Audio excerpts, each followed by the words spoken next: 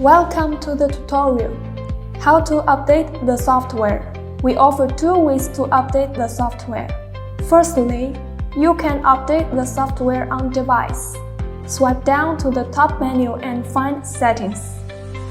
Click the software update on the left side of the screen, and then check for update.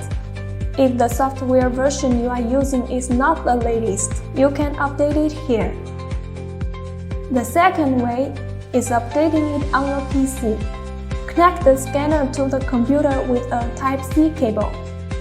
Click on the File Transfer, run Starvision software for Vega, and it will indicate Vega connected.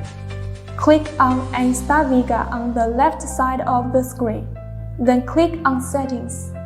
You can choose between automatic update or manual update. Thanks for watching.